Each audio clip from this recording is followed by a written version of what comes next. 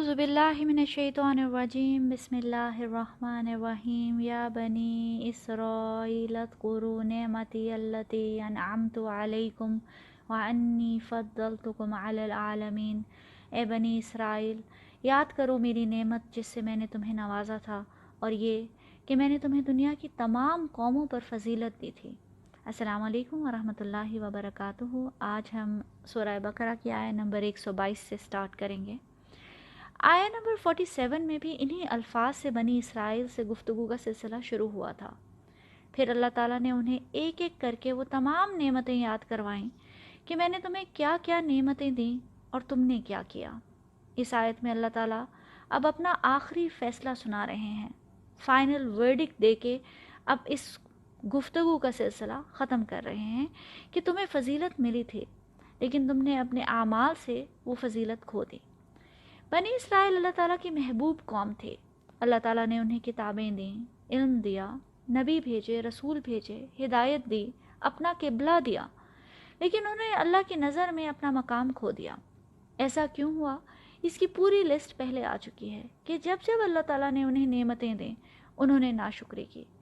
जब भी कोई हुक्म आया, उन्होंने अमल ना करने के बहाने ढूंढे।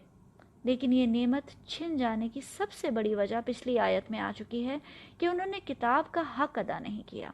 उन्होंने किताब को अपनी मर्ज़ी और ख्वाहिशात के मुताबिक बदल लिया, अमल छोड़ दिया, शरीयत को पसे पुश डाल दिया, नाशुक्री की, अल्लाह की मर्ज़ी पे अपनी मर्ज़ी को तरजीह दी, तो अल्लाह ताला ने किताबों और रसूलों का सिलसिला उनसे छीन लिया। अल्लाह सुब्हानहू व तआला ने ये ऑनर अरब लोगों को दे दिया, उम्मीयीन को दे दिया, जो बिल्कुल अलिफ बे भी पढ़ना नहीं जानते थे। उनमें अपनी किताब भेज दी, अपने रसूल को भेज दिया। अल्लाह बेनियाज है, अल्लाह ताला की दी हुई इज़्ज़त है, वो जब चाहता है जिसको देता है। वल्लाहुल गनिय्यु व अंतुमुल फुक़रा, अल्लाह तो गनी है, तुम ही उसके मोहताज हो, फ़कीर हो। व इन ततवल्लौ यस्तब्दिल कौमन गैरकुम सुम्मा ला यकूनु अमसालकुम, अगर तुम मुंह मोड़ लोगे तो अल्लाह तुम्हारी जगह किसी और कौम को ले आएगा और वो तुम जैसे नहीं होंगे। ये वार्निंग सिर्फ बनी इसराइल के लिए नहीं, हमारे लिए भी है। अल्लाह ताला को किसी कौम, किसी इंसान की इबादत की ज़रूरत नहीं। अल्लाह गनी है।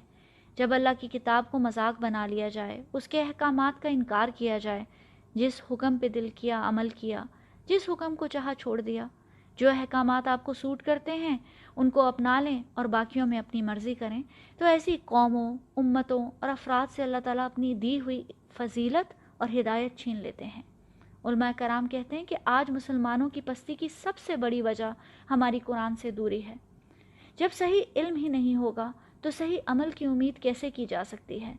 क़यामत के रोज़ नबी अकरम सल्लल्लाहु अलैहि वसल्लम अल्लाह ताला से हमारी शिकायत फरमाएंगे और कहेंगे, या रब्बी इन्ना कौम इत्तखज़ु हाज़ल क़ुरआन महजूरा, ए मेरे परवरदिगार, मेरी कौम ने इस कुरान को छोड़ रखा था।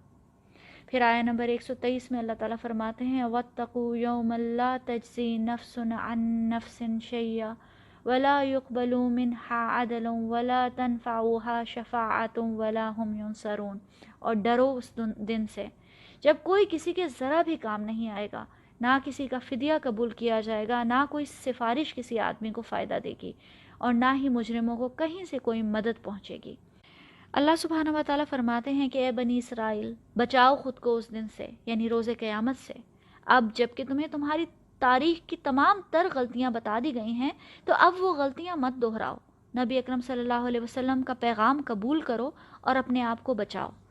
बनी इसराइल को अपने शजरा नसब पे, अपनी तारीख़ पे बहुत भरोसा था कि हम तो नबियों की औलाद हैं, हमारी तो हर नस्ल में नबी पैदा हुए हैं, हमें जहन्नुम की आग नहीं छू सकती, हम तो हैं ही जन्नती।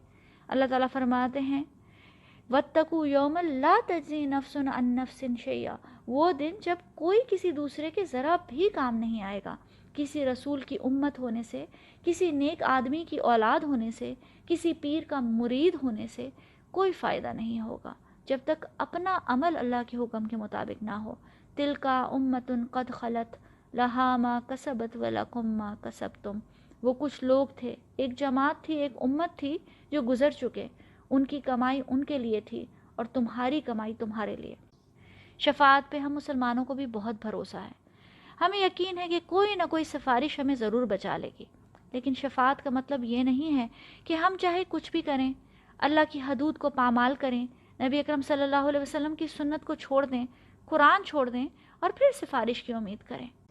بنی اسرائیل کو امید تھی کہ ان کے نبی اور رسول ان کی شفاعت کریں گے، لیکن وہ آخر کیوں ان کی سفارش کریں گے جبکہ تاریخ گواہ ہے کہ بنی اسرائیل نے ہمیشہ اپنے نبیوں اور رسولوں کی نافرمانی کی۔ نبی پاک صلی اللہ علیہ وسلم کی شفاعت بھی انہیں ملے گی جو ڈیزرو کرتے ہوں گے۔ نبی پاک صلی اللہ علیہ وسلم کے راستے کو چھوڑ کر، آپ صلی اللہ علیہ وسلم کی نافرمانی کر کے ہم سفارش کی امید نہیں رکھ سکتے۔ ہمیں احادیث سے پتہ چلتا ہے کہ کچھ لوگ ایسے ہوں گے جن کے لیے کتاب سفارش کرے گی، نیک اعمال سفارش کریں گے، نیک دوست سفارش کریں گے اور فرشتے سفارش کریں گے، لیکن کیا بنی اسرائیل امید رکھ سکتے ہیں کہ تورات ان کے لیے سفارش کرے گی جبکہ انہوں نے کتاب کی حدود کو پامال کیا، احکامات کا مذاق بنایا اور الفاظ کو بدل ڈالا؟ کیا فرشتے ان کی سفارش کریں گے جبکہ وہ جبرائیل علیہ السلام کو اپنا دشمن سمجھتے تھے؟ اگر کسی کے کوئی نیک اعمال نہ ہو، کوئی نیک دوست نہ ہو، تو اس دن کون سفارش کرے گا؟ تو ثابت یہ ہوا کہ شفاعت اور سفارش بھی اس دنیا میں کمانی پڑے گی، اپنے لیے اس دنیا میں سفارشیں ڈھونڈنی پڑیں گی۔ نبی پاک صلی اللہ علیہ وسلم کی سنت پہ چل کے، قرآن کے حقوق ادا کر کے، نیک اعمال کر کے اور نیک دوست بنا کے شفاعت مفت میں نہیں ملے گی، شفاعت کا حقدار بننا پڑے گا۔ تب اللہ تعالیٰ کسی کو اجازت دیں گے کہ وہ ہماری سفارش کر سکے۔ من ذا الذی یشفع عندہ الا باذنہ، کون ہے جو اس کی اجازت کے بغیر اس سے کسی کی سفارش کر سکے؟ بنی اسرائیل کو بتایا جا رہا ہے کہ جھوٹی امید پہ مت رہو کہ کوئی فدیہ، کوئی سفارش بچا لے گی یا کوئی مدد آئے گی۔ اللہ تعالیٰ نے انہیں نبی اکرم صلی اللہ علیہ وسلم کی صورت میں ایک اور موقع دیا تھا، اللہ تعالیٰ کی ایک اور نعمت۔ اللہ تعالیٰ بتاتے ہیں کہ نجات کا واحد راستہ یہی ہے کہ اللہ تعالیٰ کے رسول پہ ایمان لاؤ اور قرآن پہ عمل کرو۔ یہی دعوت انہیں آیت نمبر 41 میں بھی دی گئی تھی، وَآمَنُوا بِمَا أَنزَلْتُ مُصَدِّقًا لِمَا مَعَكُمْ وَلَا تَكُونُوا أَوَّلَ كَافِرٍ بِهِ، اور ایمان لاؤ اس کتاب پر جو میں نے نازل کی ہے، جو تصدیق کرتے ہوئے آئی ہے اس کتاب کی جو پہلے سے تمہارے پاس ہے، اور تم ہی سب سے پہلے اس کا کفر کرنے والے نہ بن جاؤ۔ حضرت ابو ہریرہ رضی اللہ عنہ سے روایت ہے، رسول اللہ صلی اللہ علیہ وسلم نے فرمایا، قسم ہے اس کی جس کے ہاتھ میں محمد صلی اللہ علیہ وسلم کی جان ہے، اس زمانے کا یعنی میرے وقت اور میرے بعد قیامت تک کا کوئی یہودی یا نصرانی جو میرے متعلق سنے پھر ایمان نہ لائے اس چیز پر جو میرے ساتھ بھیجی گئی ہے یعنی کہ قرآن، تو وہ اہل جہنم میں سے ہوگا۔ یہ صحیح مسلم کی روایت ہے 386۔ یہاں سے بنی اسرائیل سے گفتگو کا ایک سلسلہ ختم ہوتا ہے اور اگلی آیت سے انشاءاللہ حضرت ابراہیم کی ڈسکشن شروع ہوگی، جو ایک بہت انٹرسٹنگ ڈسکشن ہے اور ہمارے لیے بہت امپورٹنٹ ہے۔ انشاءاللہ آیت نمبر 124 میں ڈسکس کریں گے۔ السلام علیکم ورحمۃ اللہ وبرکاتہ۔